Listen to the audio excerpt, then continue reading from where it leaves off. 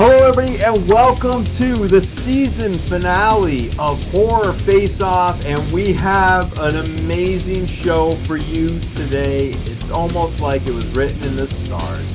It is Friday the 13th, the entire franchise, versus Nightmare on Elm Street, the entire franchise.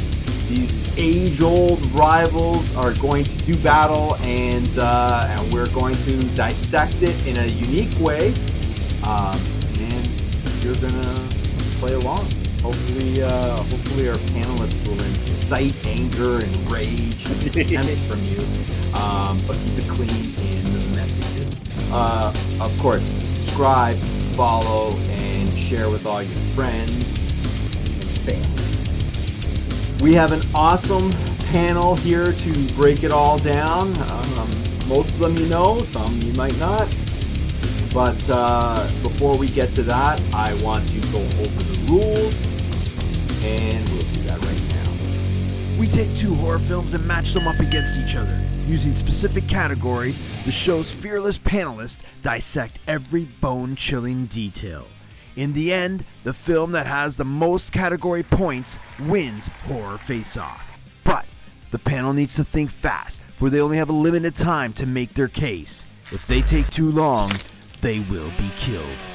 Alright, so that's how we play the game. Now we have to play the game. And in order to do that, let's meet Leighanne, our favorite slasher. Hi, Leighanne. Hey.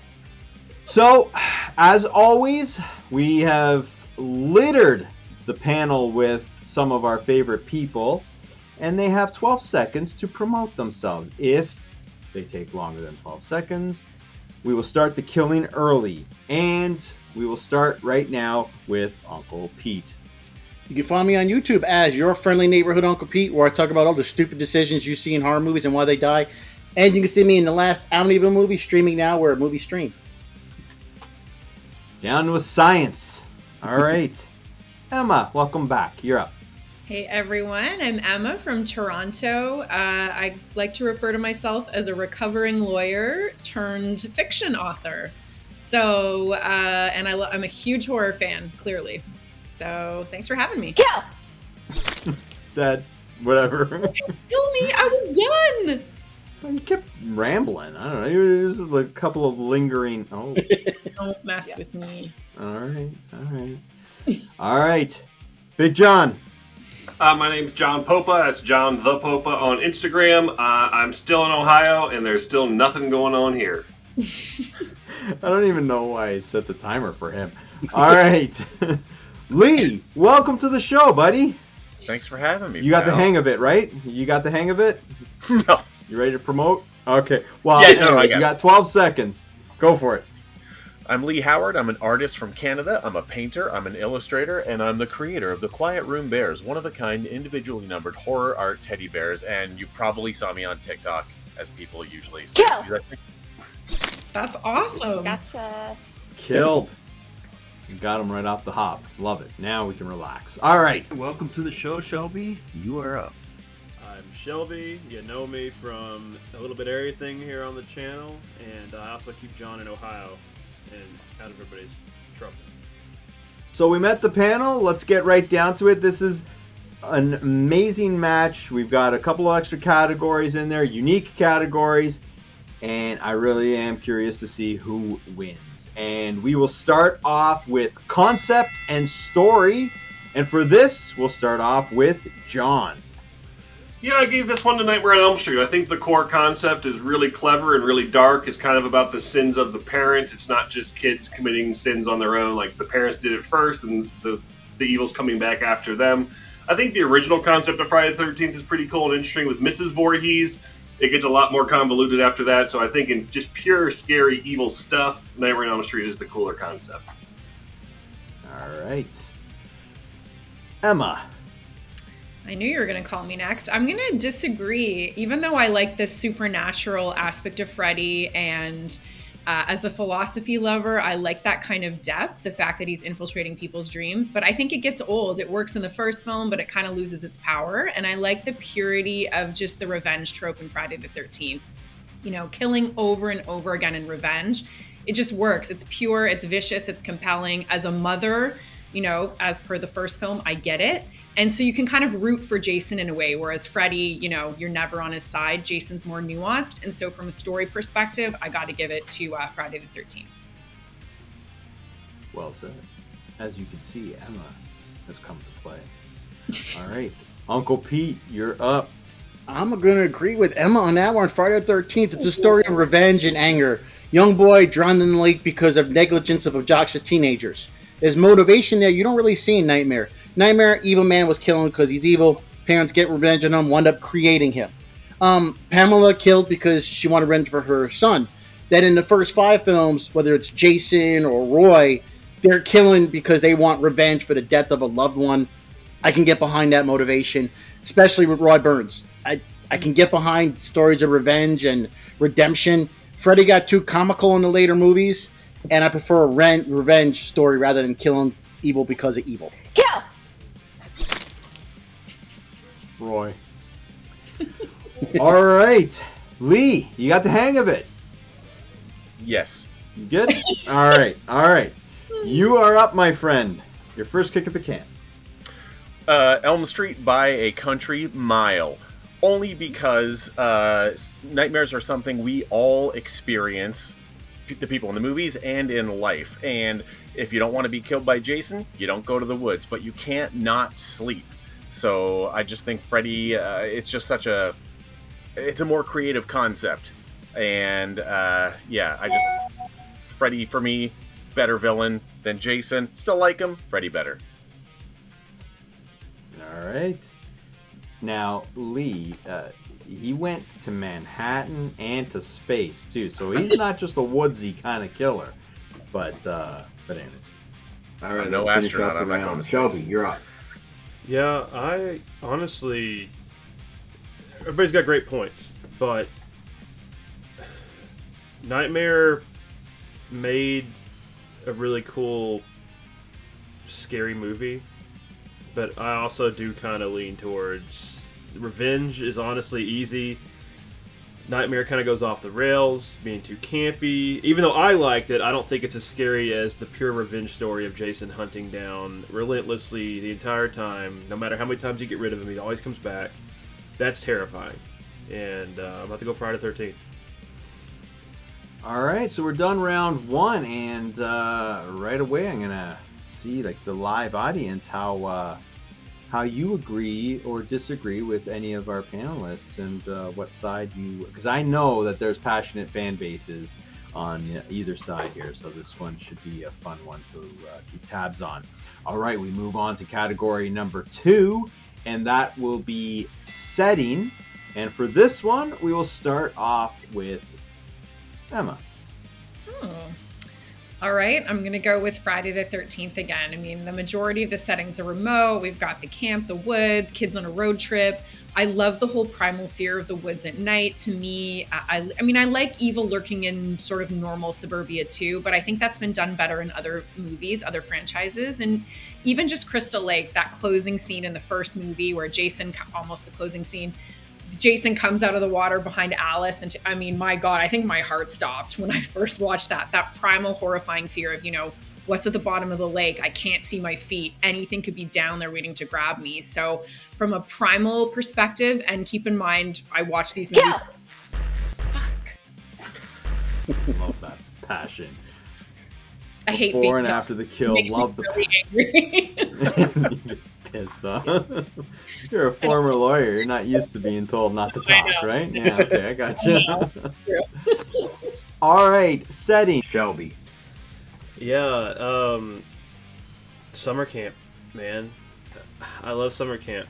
Not that they don't make really cool settings in Nightmare on Elm Street, but it's also like the dream realm, so your setting can be anything.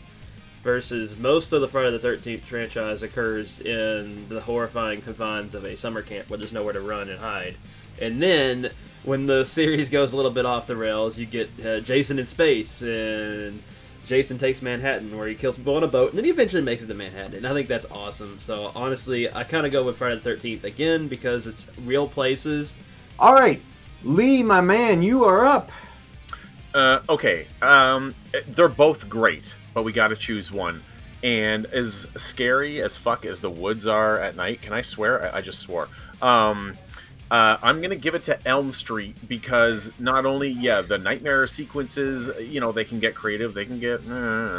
but just the fact that Elm Street, it's supposed to be like a nice, safe town, and the fact that you can't even escape the horror in what is supposed to be just like a nice, sweet neighborhood.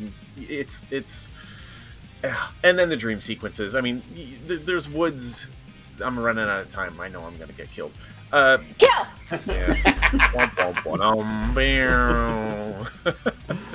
Yeah, you're like the person that like is looking at the axe coming down. It's all good. It's all good, my friend. You got your point across. All right, John, you are up. I am also going to give this to Friday the 13th, especially for the first two movies where the woods are pretty dark and scary and kind of foreboding.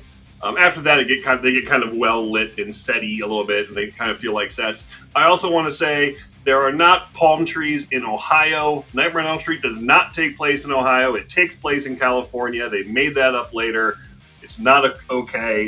It takes place in California. Friday the 13th has better settings because of the scary woods. I don't know why there's so many horror fans in Ohio. It's so bizarre. There is something. There's nothing else here. Okay, sure. You had to turn to it. All right, so we'll end this round off with Uncle Pete. I love a camp setting, Friday the 13th. When I first started this category, I was leaning towards Nightmare because you got some cool dream sequences, but you got some awful ones. You got the video game one in Freddy's Dead. You got the karate room in Nightmare 4. Some stand out, but some are pretty darn awful. I like Jason X when they go to space. Probably the best in-space slasher movie. I love the look of it. It fits well. The spaceship is nice and cool. It's a setting I'm comfortable with. I love being at the camp. Camp Crystal Lake just sounds cool. I want to go to Camp Crystal Lake. Sounds cool. Friday the 13th. How many slasher films take place in space? You got Leprechaun and That's your favorite one. You got Leprechaun and Hellraiser. Okay. Alien, if you want to count Alien. Yeah, I mean, not a slasher I though. guess. Yeah, but fair. But all good. All right, so we're down through 2 rounds, and one thing is for sure, it's a battle. All right, and that's what we wanted. So we move on to filmmaking, and for filmmaking, we will start off with Shelby. Friday the 13th starts out strong and kind of peters out versus, I think, Nightmare on Elm Street does stay a little bit more consistent, even if the plot diverges a bit. And I think it's because Wes Craven had a little bit more creative, input versus Friday really doesn't get that from its original creators. And I think this one has to go to Nightmare. I think that it's just consistent, and that does play a large part when your franchise wants to span 9+ movies. John, you're up, buddy. Yeah, I gave this one to Nightmare on Elm Street. I think, between Wes Craven doing the first one and A New Nightmare, then Chuck Russell jumping in, who's done some great stuff, and he did a great movie with Dream Warriors. I feel like Friday, I always felt like they kind of gave it to somebody who'd been hanging around the sets for a couple times. He probably did special effects, and they probably didn't direct a movie before, and there's a good chance they didn't direct a movie after. And there's probably pretty good reasons why. And so, yes, Nightmare, I think, conceptually kind of grew with each movie, and they look a little more interesting. And Friday just kind of became very one note after, part 2. All right, moving on to Lee. I'm going to shock surprise give it to Nightmare. I'm not just going to do this for all of them, probably. I don't know. Only because, and it's I like the Friday movies, and yeah, some of the Nightmare movies get not great. But what I like with the Nightmare movies is that each one really has a unique look and feel to it, whereas most of the Friday movies kind of just look the same, as if it was like a TV series, you know what I mean? And it's Wes Craven, like they were saying earlier, I mean, how can you can't, the revolving room, everything's so good. But yeah, I'm giving it to Nightmare just for that, because they all feel very different. All right. Came in under time. And do not apologize for loving your franchise. So, you do you, my friend. All right. Dude, Uncle we're Canadian. Pete. We apologize for everything. I know. I'm sorry. Uncle Pete. I'm going Friday. Now, I'll admit, most of the movies follow the same basic plot. Teenagers at camp, drinking, smoking weed, having sex. 3 of my favorite things, so I can get behind that. Henry Manfredini's score, iconic. That is not to be said loosely. The camps look like summer camps. You feed the lake in each film. One of the biggest, I love Friday because the better filmmaking is the tone is more consistent throughout the entire franchise. Nightmare, first 2 scary, third little comical, and then after there, tone was all over the place. Kind of got a grading the last half of the franchise.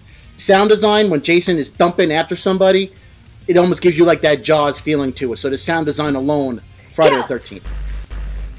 Gotcha, just in time. Just slid in. You see how ruthless this game is, Lee? Yeah, I'm sweating. I'm glad I wore black. I know Lee, and he's like such a well-articulate person and stuff. But I noticed once you notice the clock is kind of getting there, you're like, I can't get the clock out of my head. I know. You just gotta worry. Don't worry about it. We'll kill you, and you still get to play along. So just keep going. All right, Emma, to close out the round, filmmaking. Oh, this is tough. Originally, I thought for sure Friday. Then I was listening to what Lee said, and you kind of convinced me. The creativity, the fact that they take so many risks with the filmmaking. But then Uncle Pete, the iconic music. Yes, that sound that we all associate with the movie. And then, oh, shit. This is stressful. I'm probably way too stressed out for what this actually is. I think at the end of the day, I love Nightmare for its batshit crazy campiness, but I love a gritty movie. Like at the end of the day, in every one of these shows, I always go with the grittier choice. And for me, that's Friday the 13th, but by like a tiny thread. Kill. Okay. Wow, I saw you were really struggling there. Really hard. Love it. Love seeing pain on my panelist side. All right, this is a big one. I'm excited for this one. So we're going to go to the next category, which is obviously unique for this episode, and it's appearance.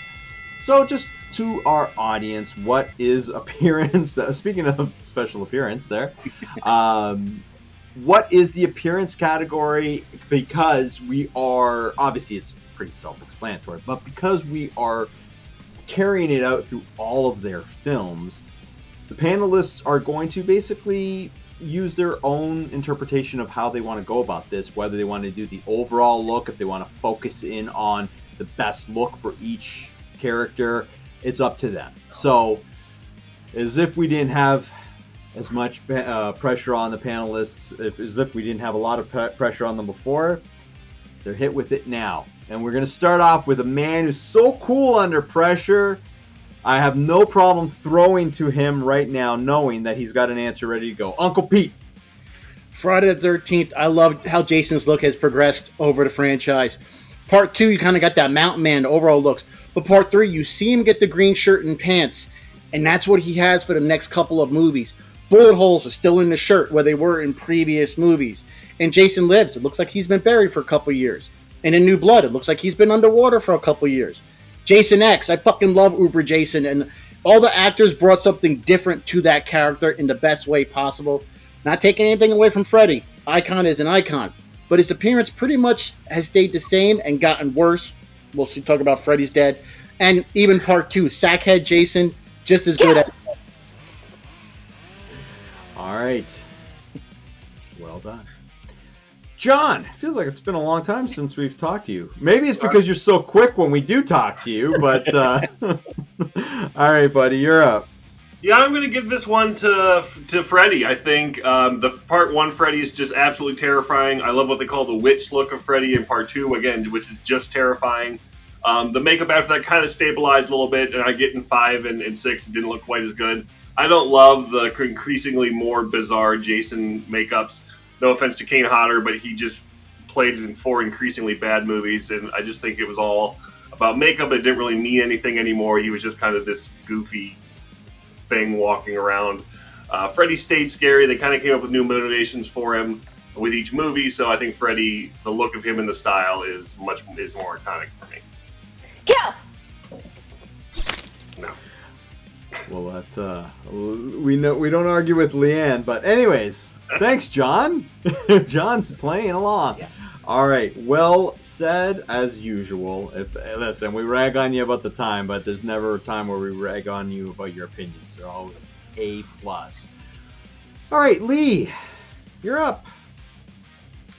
This is actually a very hard one for me because I like them both. I gotta go Freddy again. Freddy, his look in part 2 is personally my favorite. The makeup is awesome. I don't know why they chose the blades coming out of the skin fingers, but I still think it's really cool. And yeah, 5 and 6 obviously are real womp-womps. And I do really like Jason. I like the decomposed Jason. I like the Sackhead is great. Part 4 and 6 are great. But Freddy for me is just more. Maybe it's because he can talk and he has more character to him as well.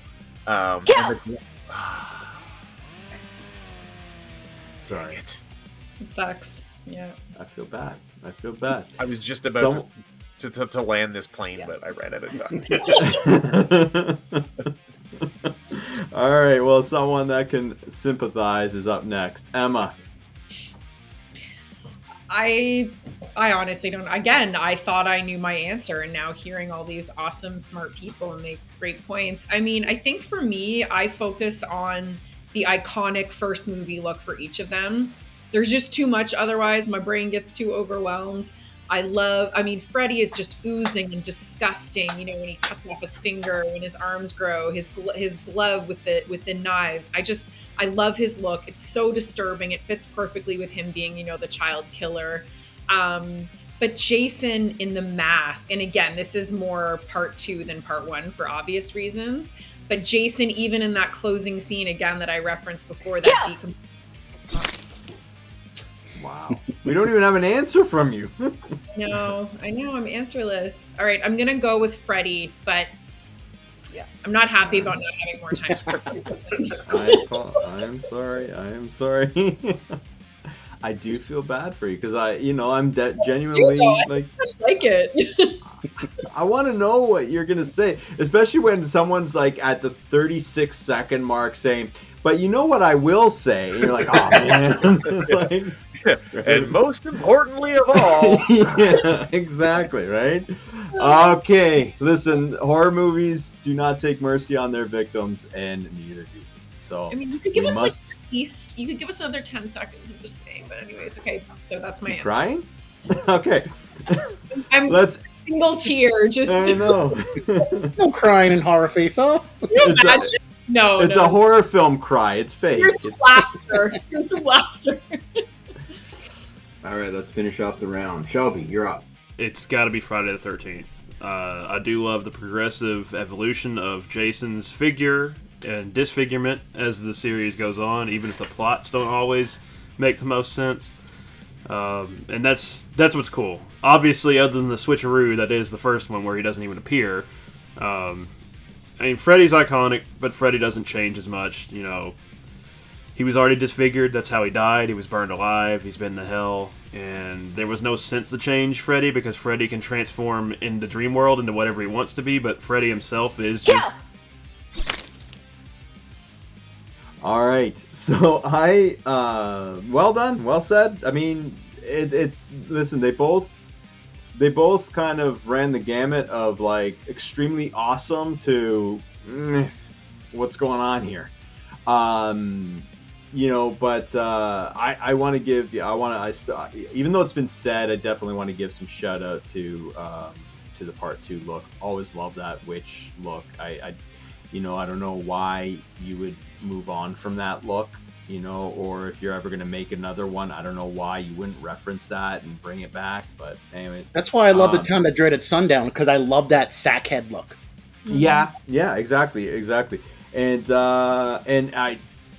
I do want to give a shout out to Jason part 3 and 4. I love the the clean bald head and the green shirt and everything like that. Though that's what I grew up looking at, and I just love that. Ted White especially as Jason. All right, so we are moving along swimmingly. It's looking close. I wouldn't even know who's got the lead right now, which is awesome. So we will go to kills, and this should be an awesome one. I will say this, though. Every time I say that, it ends up being a clean sweep of someone. So we'll see. We'll see what happens. All right, let's start off with Emma, because every time someone goes before her, it sways her opinion. So let's get that right out of the game and start off with Emma. So this time I'm not going to get killed. Even though there's great kills in Friday, I think the kills in Nightmare are more creative. Like, and it's a bit of an unfair advantage because we're dealing with a dream world, but they're amazing. I mean, you can't get much better than Glenn dying in the bed. He's sucked into his bed, a torrent of blood. You've got Tina dragged along the ceiling and the walls. You've got Debbie in Dream Master with the cockroach lit. I mean, any possible way of dying, any possible kill has been done. And I'm here for it. I'm here for like the over-the-top goriness, campiness. I love it. Not dying tonight on this question. Wait, I'm not going to lie. You're pretty close. But anyways, you did. Thanks. Yeah, you're pretty close. All right, John, you're up.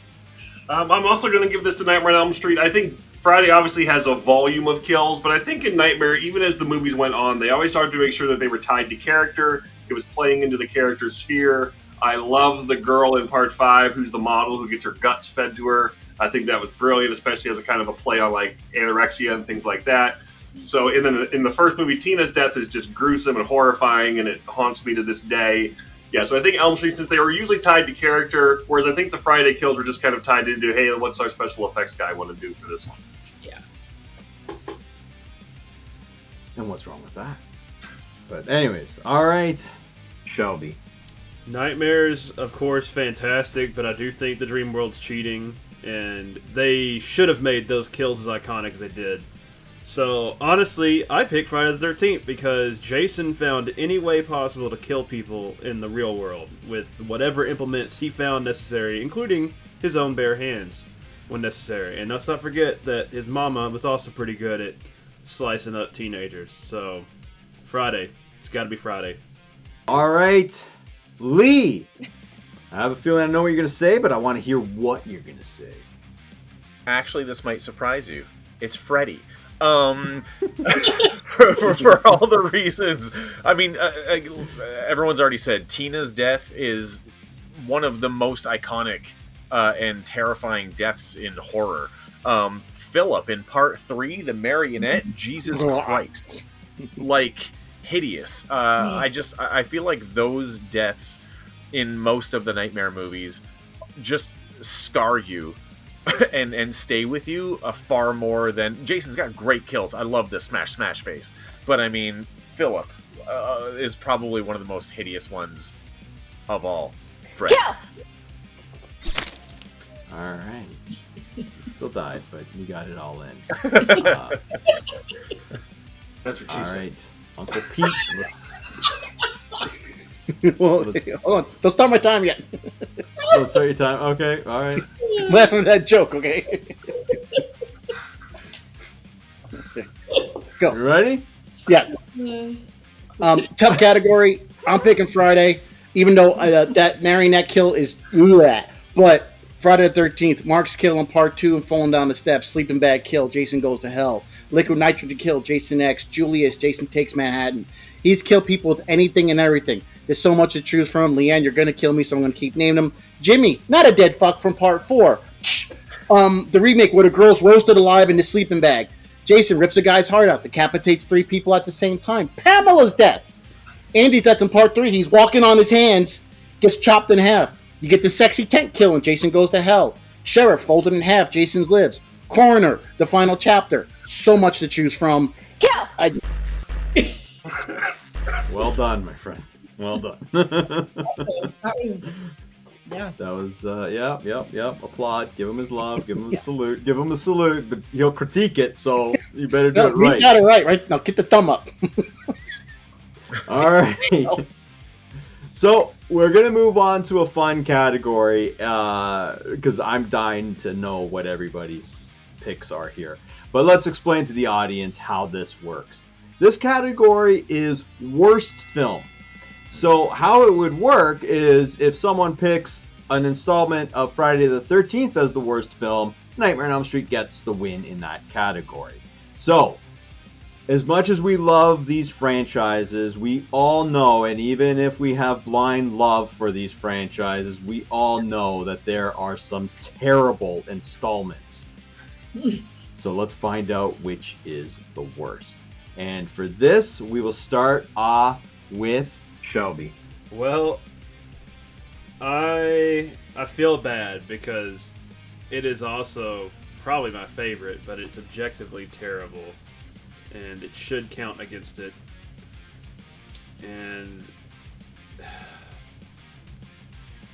it's gotta be Jason X. As good as Jason X is to me, it's objectively one of the most reviled. So I'm not gonna knock the first one against it, not having Jason, but it's gotta be Jason X. So it's Friday. Friday has the worst movie in the franchise. All right. Let us remind viewers once again what is in play in this, and it is Friday the 13th 1 through 10 plus remake, Nightmare on Elm Street 1 through 7 plus remake. And we will go to John. The movie, I just can't. I hate Freddy's Dead as much as probably, but I dislike Jason Goes to Hell even more. The fact that he spends an hour of it just teleporting between people as some mutant worm possession thing. It doesn't make any sense compared to anything they've done before. If they told me they did a bunch of drugs and came up with that, it would make more sense than thinking it was a cognizant idea. The movie just doesn't work. It's not any good. I do like Stephen Williams because he's great in everything. But yeah, I just can't suffer through 5 minutes of that movie. Whereas Freddy's Dead, I could at least make it through the opening. So I'm going to give it to Jason Goes to Hell. All right. Lee. This is a hard one because Jason Goes to Hell is just so bad.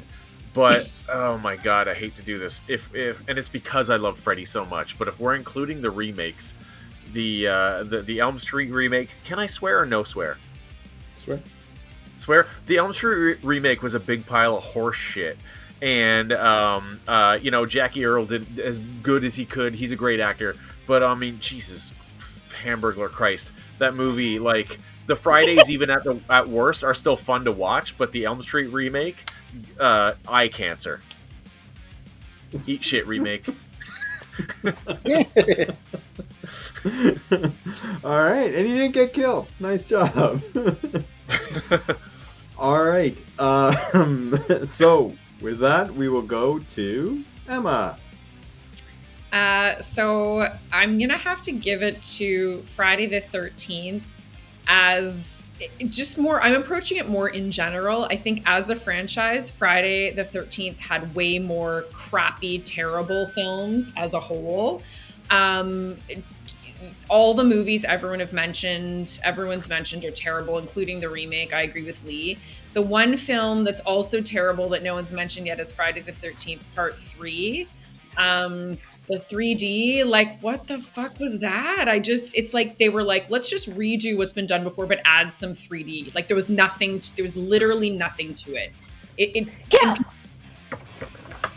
I gotta say, with that take, I'm happy that you died. You don't like Part 3. Yeah. Are you guys serious right now? Yeah. Oh, wow. I'm getting some hate. Yeah. People are going to hate me. I kind of like Friday 5. I love 5. I love 5. Good. Okay, good. I like 5. It was a lot Friday worse. 3, But... I don't like as much as I would have thought I did probably 5 years ago. Sorry, what was that, John? Which one? Friday Part 3. Like, I watched it again and I was like, oh, there's not a whole lot here, is there? I don't know, man. I know. Sorry, guys. Please have me back on the show, but I have to speak my truth. So. Yeah, no, listen, honestly, I was really looking forward to this category, and it's not disappointing. So, all right, so let's end the category with Uncle Pete. I will give it to Freddy's Dead because fuck that movie. Doesn't make any sense with John Doe thinking he's Freddy's son. Doesn't math. And you forgot the Power Glove. Great graphics. The 3D in Friday 3, forget about that. The 3D in Nightmare and Freddy's Dead was shit. The 3D was dumb. Oh, he only has this stick. Look, 3D. Oh my god. And the script was horrible with John Doe. Can I get some Coke? I meant the soda. Who fucking wrote that? The script was horrible. I saw it in the theater. First Friday Nightmare movie I saw in the theater. I was like, ugh, what the fuck this movie? It's just, ugh. Blech. See, this is what happens when Uncle Pete goes last. He gets the fuel of everybody else, and it just turns into this rage. It cheers me on. So, all right. So now we've gotten the bad out of the way, which was probably the best. And now we are going to see which film reigns supreme in the eyes of our panelists. And for this, we will start off with Lee. The best out of all of them? Is that what this is? Yep.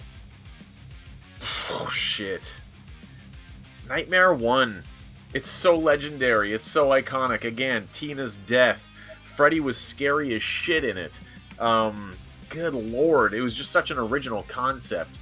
I love me some Jason. I love Friday the 13th, part 1, and the rest. Wes Craven. God, I love you, Wes Craven. R.I.P. I cried when he died. I gotta go Nightmare 1.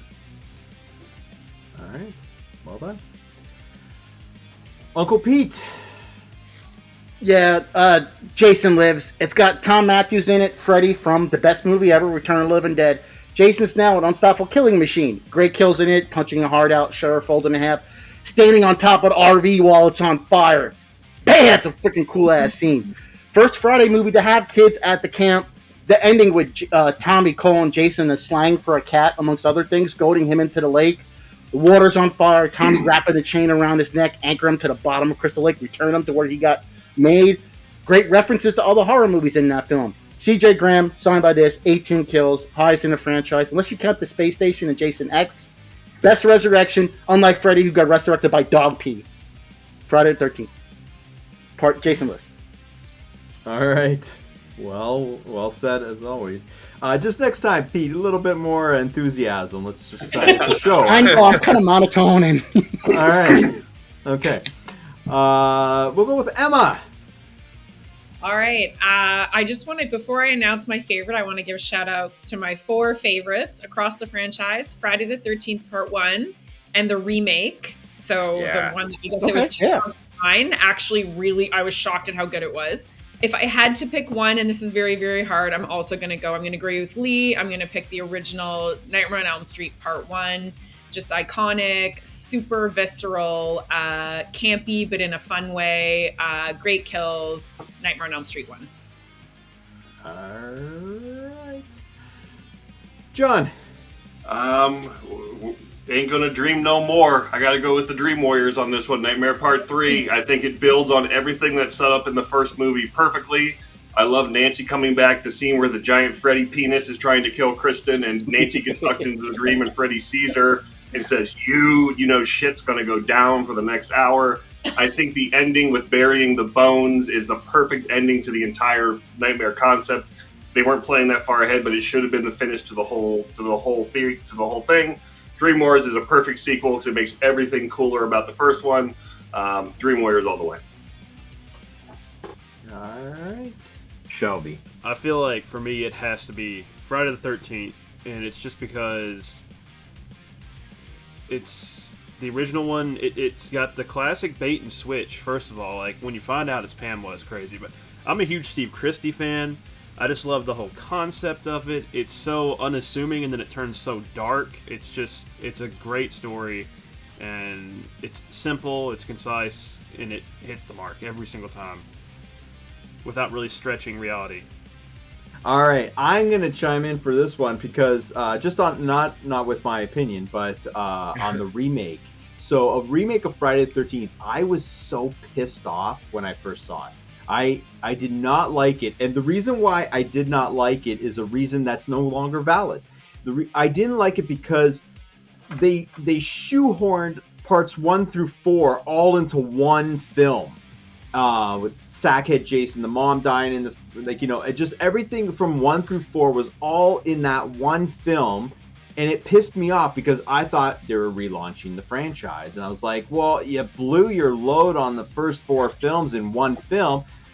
But thankfully, they didn't relaunch the franchise. There's never been another Friday the 13th film made since, and I don't have to worry about that logic anymore. But at the time, it bothered me. Now, I could probably enjoy it. But anyways, we move on. All right, so the next category is an interesting one. This is library. This isn't your best film. This isn't your worst film. This is the overall consistency of the franchises and how you see them played out. And for this one, we will start off with Shelby. Friday the 13th's always been consistent. It's not really highbrow. It's not really high concept. I mean, they get a little weird with Jason X and Jason Goes to Hell, but it's a story about revenge. It's a story about loss. It's a story about killing the absolute shit out of a bunch of teenagers and causing mayhem in any way possible. So I think it's easy to watch. It's as surface level as you want it to be, and it works. And they've messed it up the least compared to taking Wes Craven's concept and bastardizing it a few times throughout that franchise. All right. Lee, you're up. If we're going by consistency, I'd probably have to give it to Friday, to be honest. Because, and it's funny because I know before I said that I love the Elm Street movies because they have very different feels and tones to them, but I can also see why that it could work against it, and why a lot of the Fridays feeling kind of the same works for it. And there's more of them. And, you know, New Nightmare, if you count that in, it's like wildly different, so it's hard to even really fit that into the series, even though I love it. So I guess I would probably have to give it to Friday in this case. 39 seconds. Oh. Staves off death. You guys, Let me yeah, use he's that a last quick second. study. No. He's a quick study. All right, John, you're up.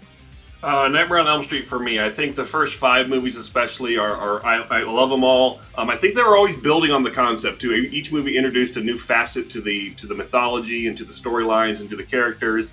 You know, I loved in part 5, which a lot of people don't like, the idea of the baby in the womb being the one doing the dreaming. I think after Friday Part 2, it's just kind of the same thing every single time, and it's great for what it is, but I don't think they put a lot of effort into really developing it much. I really only watched the first 2 Friday movies. The rest I just kind of, know them because I'm old and watched them all the time when I was young. But Nightmare, I think, was just a consistently more clever concept and executed that way as it went down the line. All right. Uncle Pete. Yeah, he and I can continue to be on the same page. Love the first 3 Nightmare on Elm Streets. Way more consistency with the Friday the 13th. Freddy got too comical towards the end. He wasn't scary or threatening anymore. He was making puns. He was just an evil Bugs Bunny, so to speak. But Friday the 13th, I can watch any movie. I can get some enjoyment out of Jason Goes to Hell, even Jason Takes Manhattan. I can do a marathon of those films and okay, yeah, this isn't bad, but I can sit here and watch this and enjoy all of them. Just there's more consistency across the board. It's just for me a steep curve down for Nightmare on Elm Street. I love the Friday remake, the Nightmare on Elm Street remake. Yeah. We'll end on Uncle Pete puking. All right, Emma, to finish off the round, and I left you intentionally last because I was hoping everybody would feed your mind with all these awesome opinions and it would leave you struggling. Let's see. Yes, thank you for that, because that is exactly what I'm experiencing. So, no, I'm joking. I just love hearing everyone's opinions. For me, this is a tough one to answer because I just honestly don't have a strong opinion either way. I mean, for each franchise, I love a handful of the films and I'm lukewarm or viscerally dislike the rest of them. So I think I probably have to give it to Nightmare, but just give it to Nightmare, ultimately because of John's points. The creativity just gets, it's consistently batshit. So for that, you have to give it some respect. Yeah. All right. I took less joy in seeing you die there than I did in the last category. I'm chiming in. So, you know what? I kind of think Freddy and Nightmare on Elm Street is when you're really trendy in the era, like whether it's the 50s or the 80s with your hair and stuff like that, when you're really trendy at that moment, you are the bee's knees. You are like as awesome as it gets. But then you look at pictures of yourself 20 years later and it does not age well. And I kind of feel like that's Nightmare on Elm Street. Like it can get to the point where it's really, really high, really, really trendy, really, really cool. But then the 20 years later is like the back end of those films. And that's kind of how I feel about those ones. I will say this. I do like 1 and 3, like everybody else seems to be mentioning. 4 hasn't gotten any love. I know 4, he was really comical. I get it. I do get it. But that's kind of where I'm like, okay, he could be comical and it could still work, because I still thought 4 was really, really good. But anyways, I will say, I will end it off with this. I think the first 4 Friday the 13th are as good as any first 4 films in almost any franchise. And if you love this type of stuff, obviously, it's a matter of opinion. But they're so solid. And yeah. Okay. All right. We move on to antagonist. And holy moly, this is the big one, right? But this is even more, adds more, there's more value into this one because this is the entire library of these guys, Freddy and Jason. So, antagonist, we will start off with my buddy Lee. Who's better between Freddy and Jason? This is what you're asking? That's what I'm asking. What? Look, I love Jason. Strong, silent type. I do like Freddy when he's more scary and stuff. 1, 2, 3. 3 gets a little bit jokey, this and that. If I can Goldblum for a second. It's got to be Freddy. He's just, not only does he have the best backstory of, like, basically any horror icon, it's literally just like a perfect storm of fucking bad things all happening to create this ultimate evil. But you can't escape him. We all dream. It's Freddy. Yeah. It's Freddy. And just like that, you couldn't escape death, my friend. But we'll move on to John. If I can quote Nancy Thompson, Fred Krueger, Mom. Fred Krueger. Freddy absolutely horrified me as a child. I was obsessed with him, but I couldn't even sleep well when I had his poster on my wall because he scared me that much. So it was this double-edged sword of obsession that I loved during the day, but terrified me whenever I was by myself. Jason never really scared me. I liked the Friday the 13th movies. Sackhead Jason did a little bit because I had to run home after I saw that movie too. But after that, I don't think Jason was scary. I think it was just they were kind of rote and similar and kind of going through the motions that early. Freddy horrified me, terrified me, and will always be, the number one boogeyman in my book. Yeah. We got John. All right. It's we found his passion. Frederick. Yeah. All right. So we'll go to, even though I like keeping you, I can't keep you to the end all the time, Emma. So we'll go Emma. This time I have a clear answer that no one's mind can change. I'm going to go with Freddy. So much as I love Jason's silence, I mean, he's super creepy with his mask, machete in the early days. Freddy's just wicked. He's fucked. He's in love with his own evil. He loves watching people suffer. The impression I always get from Jason is he's kind of an automaton. Like, he never properly developed. He was created, whereas Freddy it's intimated that he was born evil and terrible. I mean, he was a child killer, right? You can't get much worse than that. There's no reasoning with him.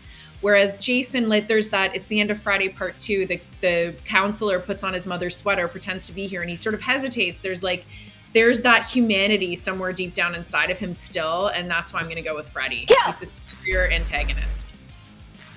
You know what's funny? I did a series, Women Who Effing Love Horror, and you were on it, and you had said Jason. Yeah. Did I say Jason? What's happened in a couple of years? Huh? I think rewatching and maybe, I mean, people can change, Jason. People can change. I think critiquing you. I thought when you said a clear answer, I'm like, oh yeah, I remember this, and then I thought you were gonna say Jason. You're like, okay.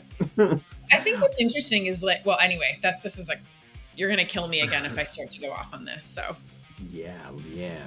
All right, fine. Shelby.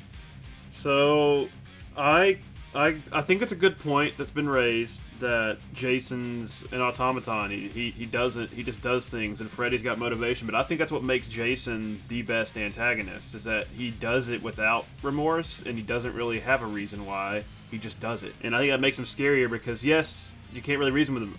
Freddy was a monster before he died, and he continues to be a monster, and it's like there's nothing compelling about that to a certain degree. He knows what he's doing. Jason just kills. He's like a predator. He can't help it. And that makes it terrifying because you can't really stop somebody like that. I mean, pretending like his mom throws you off for a couple seconds, but that's it. All right, Uncle Pete, let's restore some rational thought here. You're up. I got you, boy. Friday the 13th. Jason, opposing villain. He's in the landscape of the society because you cannot look at a hockey mask without thinking about Jason Voorhees. Not a modern hockey mask. I think they use like the Ernie Higgins design from the 70s for Jason's mask. That's a deep cut, sorry. But you can't look at it. He that's what he's known for, that hockey mask. Freddy cracks jokes and one-liners to add to his gravitas. Jason doesn't need that. Freddy, like you said, he became a celebrity. He did a music video with the Fat Boys. Jason had Alice fucking Cooper. Also, Jason kills you for wanting to have sex. So you tell me who's scarier. Friday the 13th. Oh, thank you for that Let's one. not Pete. forget that Jason also was a guest on the Arsenio Hall show. So, And he won an MTV Video Music Award. Listen. If we're gonna debate campiness here, there's no there's no way back for Fat Boys, Alice Cooper. Come on. Dockin', All right. buddy, Dockin'. That was That great. didn't help my point. That's why I said Okay, all right, so we'll go on to the final category, which is legacy. Who has the bigger impact in the world of horror? Whose image is more, I guess, just iconic in the world of horror, in your opinion? And for this one, we'll start off with John. Yeah, this is kind of the opposite of my last answer. It's Friday the 13th, kind of to Pete's point. If you see a hockey match, people think of Jason. If you mention summer camp in any capacity, people are making the sound. Jason is synonymous with slashers. Whenever people hear about slashers, the first thing they think of, I'm almost certain of it, is Jason, the hockey mask, the kids having sex and getting killed. He is the image of the slasher movie, especially of the 80s. Friday the 13th legacy is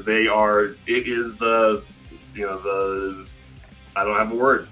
You think of Friday the 13th, you think of horror movies, even if you don't know anything about the specific movies. Thankfully, you didn't know that word for a split second. Choke job. See, once you get out of your rhythm, you're a rhythm guy. You're right. You said it. You're a rhythm guy. All right, Emma, you are up. All right, Friday the 13th for sure. It is the camp slasher, the original, even though there may be other films that explored certain of the tropes. Like, it was imitated in a manner of speaking over and over again. Sleepaway Camp, The Burning, Cheerleader Camp, the list goes on. I mean, Nightmare is great for the villain, but Freddy is the film. The film would be nothing without him. Whereas for Friday, spawned an entire new subgenre of horror. The twist at the end, the location, the killer who never dies. I mean, you just can't get any more classic than that. It's basically its own genre. So definitely Friday. All right. Lee. This one's legitimately the hardest question because they both have had such a cultural impact. Like, literally in the calendar year, if you hit a Friday the 13th, you think of Jason. But if you have a nightmare in real life, Freddy's the only one that could literally affect you or me. I've known people that have had Freddy nightmares. So that's like the movie living in your head, you know? It's like, that one can kind of be real. They're so neck and neck, but I gotta give it to Freddy because also, name a more iconic weapon in horror. You can't beat. I almost poked my eye out. This. Put this down. I'm just gonna give it to Freddy by a margin. Yeah. But it's neck and neck. You almost killed yourself in that segment. That was I know. It's the season finale, man. Someone's got to lose an eye. Yeah, exactly. Suffer for the art. All right, Uncle Pete, you are up. Friday the 13th, the legacy is always going to be connected to the actual date. The date rolls around, you're thinking about the movie. Just like Halloween, you're going to be thinking about Halloween. It's connected. Hockey Mask, you're going to think about Jason. Don't get me wrong, Freddy, 100% on the Mount Rushmore. He's just next to someone who is a little bit better and a little bit more remembered because of the date and that iconic hockey mask. The mat, you look at a machete, boom. Oh, and if I go to a camp and I'm a counselor and I'm about to have sex, I'm looking out the window for Jason just because it's so connected. Friday the 13th. All right. Very passionate, very well said. And we will go to Shelby. It's Jason. It's Jason. It's Friday the 13th. I mean, Pamela and Jason. You had two iconic killers. It's synonymous. They created an entire genre of the summer camp horror slasher. It's been imitated and mutated a million times, and there is only one. Not to take anything away from Nightmare, but it's 100% Friday, and it always probably will be Friday. All right. So that is it. All the votes have been cast, and now it is time to tabulate. And for this, we will give Leighanne some time. In that time, however, I am going to award the bloody take of the match. And there was a couple. I mean, obviously, Uncle Pete, you always have a million. And I gotta say, Emma, you were very close. I was gonna give it to you for your comment on this is too stressful for what this really is. When you're really struggling, I really thought that was kind of funny. But I am going to give it to Lee for his eye cancer comment. And I think in that same rant, you said hamburglar. You used it as a verb or an adjective. I don't even remember. That's what the H in Jesus H Christ is Jesus hamburglar Christ. Beautiful. We get an encore performance. All right. So we are back with the winner. And the winner is Friday the 13th. Congratulations, Jason, Camp Crystal Lake counselors, staff. You brought it home. So congrats, and all those who passionately played along. Thank you to the awesome panelists. Thanks for everybody that watched this season, and we hope that you will see us in another season for Face Off. I'd like to thank Leighanne for killing so many people this year. It's been fun. Watch the videos, like the videos, share the videos, consume the videos. All the good stuff that social media provides, go do it all. And until we see you again, thank you for joining. And let's see if I get this right, Uncle Pete. A little better right there. There you go. There we go. I guess it. So long, everybody.